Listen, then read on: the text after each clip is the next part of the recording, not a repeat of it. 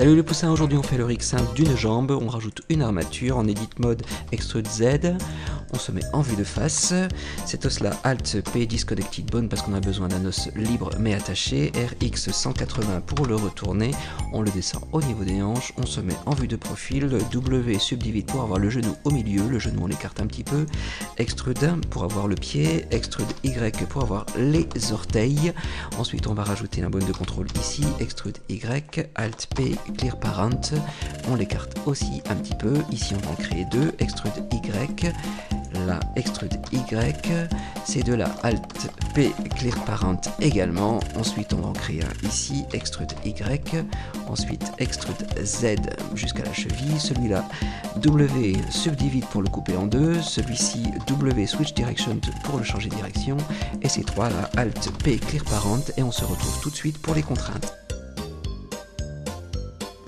Pour les contraintes, on passe en pause mode. Celui-ci, c'est notre contrôleur IK. On le sélectionne d'abord. Le tibia en deuxième, celui qui reçoit la contrainte. Shift I pour une contrainte IK.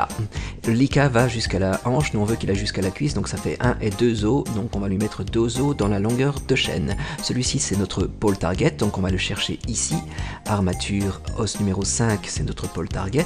Il part totalement dans le sens inverse. Donc, on va lui mettre 180 degrés pour le remettre dans le bon sens. Et là, vous allez voir, ça fait tourner le genou. Nous, ce qu'on veut, c'est que le pied suive également tous les mouvements du contrôleur IK. Donc on sélectionne le contrôleur IK et le pied. Shift Ctrl C, une contrainte Child Off. On met cette inverse pour qu'il reparte dans le bon sens et vous allez voir ça va presque fonctionner, tout simplement parce que celui-ci, non content d'être le Child Off de celui-ci, hérite des rotations de son parent qui est le tibia. Donc on va se mettre en Edit Mode et on va lui enlever cet héritage de rotation. Et vous allez voir en Pause Mode maintenant ça fonctionne totalement. On se retrouve tout de suite pour le Foot Roll.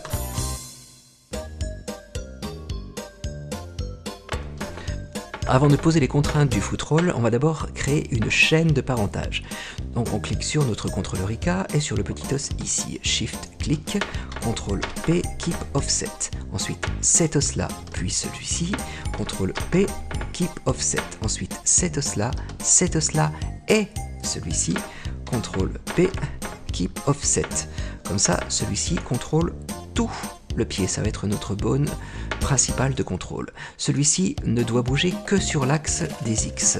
Donc on va lui mettre une contrainte, limite rotation, donc 0, 0 pour Y et Z, toujours en local space, donc là il ne peut bouger que dans l'axe des X. Si on met rotation, juste R, voilà, il tourne uniquement sur les X. On se retrouve tout de suite pour les contraintes du foot roll.